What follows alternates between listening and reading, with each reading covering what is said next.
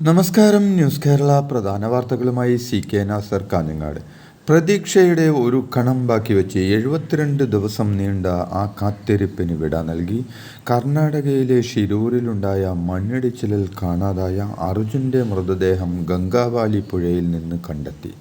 Dredger ഉപയോഗിച്ച് ഇന്നലെ നടത്തിയ നിർണായക പരിശോധനയിലാണ് അർജുൻ്റെ ലോറിയും ലോറിക്കുള്ളിൽ നിന്ന് മൃതദേഹവും കണ്ടെത്തിയത്. ലോറിയുടെ ക്യാബിനാണ് ആദ്യം പുറത്തെത്തിച്ചത്.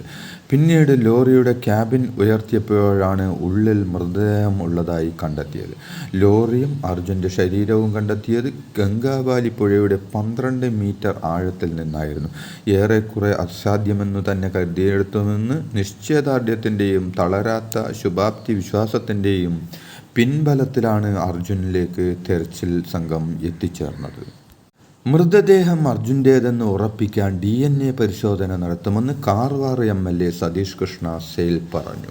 മംഗളൂരുവിൽ വെച്ചാണ് DNA പരിശോധന നടത്തുക. പരിശോധനാ ഫലം ലഭിച്ച ശേഷമാകും ഔദ്യോഗിക സ്ഥിരീകരണമെന്നും MLA വ്യക്തമാക്കി. അതേസമയം മണ്ണിടിച്ചിലിൽ കാണാതായ കർണാടക സ്വദേശികളായ ലോകേഷിനും ജഗന്നാഥിനും വേണ്ടി തെരച്ചിൽ തുടരുമെന്ന് സതീഷ് കൃഷ്ണ സെയിൽ അറിയിച്ചു. അർജുൻ്റെ മൃതദേഹം കണ്ടെത്തിയപ്പോൾ വിങ്ങിപ്പൊട്ടി ലോറി ഉടമയും സുഹൃത്തുമായ മനാവ്.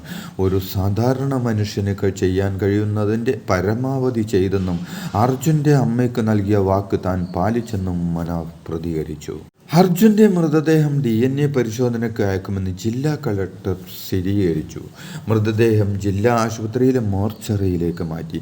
DNA പരിശോധനയുടെ ഫലം വന്നതിനു ശേഷം മൃതദേഹം ബന്ധുക്കൾക്ക് വിട്ടു നൽകും. 2 ദിവസത്തിനുള്ളിൽ ഇതുണ്ടാകുമെന്നും കളക്ടർ ലക്ഷ്മിപ്രിയ അറിയിച്ചു.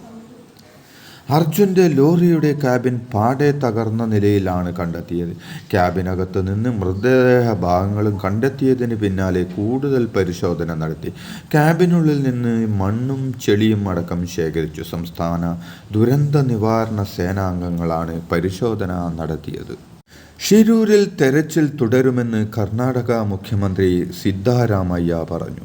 ദൗത്യം ലക്ഷ്യത്തിലേക്ക് എത്തിക്കാനായതിൽ സംതൃപ്തിയെന്ന് സിദ്ധരാമയ്യ പ്രതികരിച്ചു. ഷിരൂരിൽ ദൗത്യത്തിൽ കർണാടക മുഖ്യമന്ത്രി സിദ്ധരാമയ്യയെ അഭിനന്ദിച്ച് KC വേണുഗോപാൽ MP.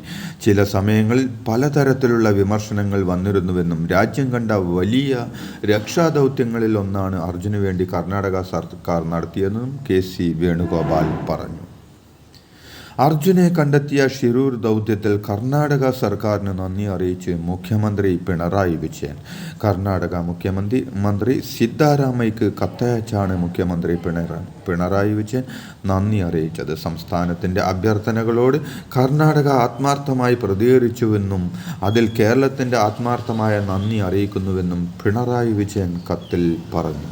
അർജുൻ്റെ ലോറിയും മൃതദേഹ ഭാഗങ്ങളും കണ്ടെത്തിയതിൽ പ്രതികരിച്ച് പ്രതിപക്ഷ നേതാവ് VD സതീശൻ. കുടുംബാംഗങ്ങളെ സംബന്ധിച്ചിടത്തോളം ഇത് പ്രതിസന്ധി ഘട്ടമാണെന്നും അവരെ ചേർത്ത് പിടിക്കുകയാണ് ഇനി നമുക്ക് ചെയ്യാനുള്ളതെന്നും VD സതീശൻ ഫേസ്ബുക്ക് കുറിപ്പിലൂടെ അറിയിച്ചു.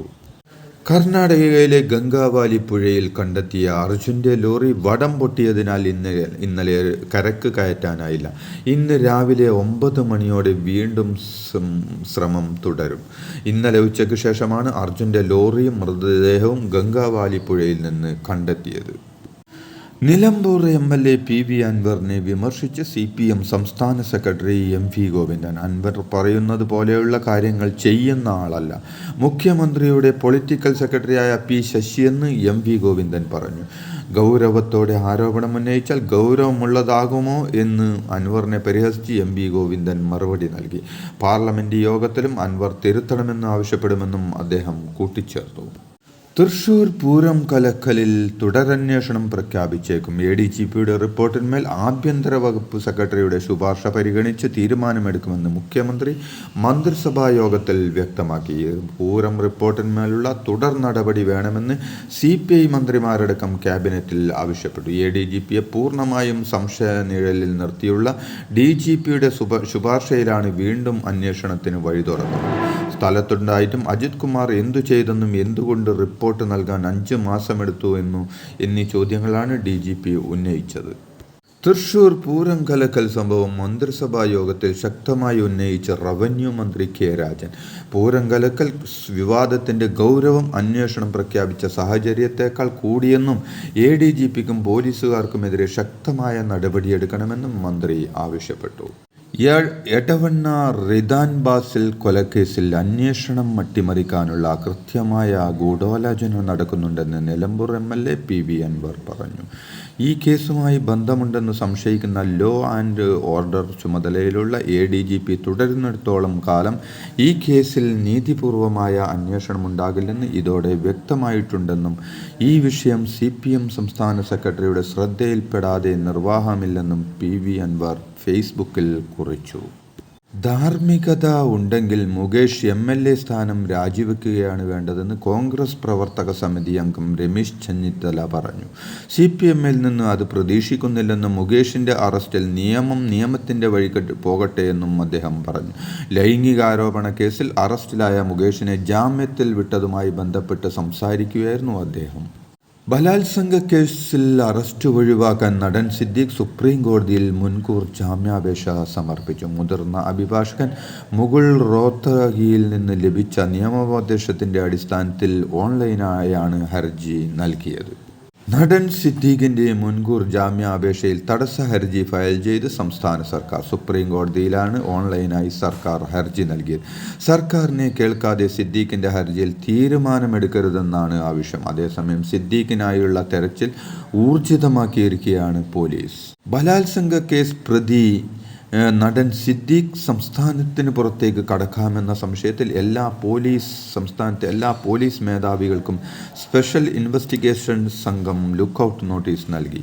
സിദ്ദീഖിനെ കുറിച്ച് വിവരം ലഭിക്കുന്നവർ Thiruvananthapuram city police commissioner, crime branch SP എന്നിവരെ ബന്ധപ്പെടണമെന്നാണ് നോട്ടീസിലുള്ളത്. ഫോട്ടോ സഹിതം എല്ലാ സ്റ്റേഷനിലും പതിക്കാനാണ് നോട്ടീസ്. അന്തരിച്ച മുതിർന്ന CPM നേതാവ് MM ലോറൻസിന്റെ മൃതദേഹം വൈദ്യപഠനത്തിന് വിട്ടുനൽകും. Ernakulam medical college principal doctor Pratap സോമനാഥാണ് ഇക്കാര്യം അറിയിച്ചത്. കേന്ദ്രമന്ത്രി സുരേഷ് ഗോപിക്കെതിരെ മാധ്യമപ്രവർത്തകരെ കയ്യേറ്റം ചെയ്തെന്ന പരാതിയിൽ കേസെടുക്കില്ല. സംഭവത്തിൽ നിയമ നടപടികൾ സ്വീകരിക്കേണ്ട വകുപ്പ് ഇല്ലെന്ന് പോലീസ് അനിൽ അക്കരയെ അറിയിച്ചു. ഇതോടെ ഇന്നത്തെ പ്രധാന വാർത്തകൾ സമാപിച്ചു. നന്ദി, നമസ്കാരം.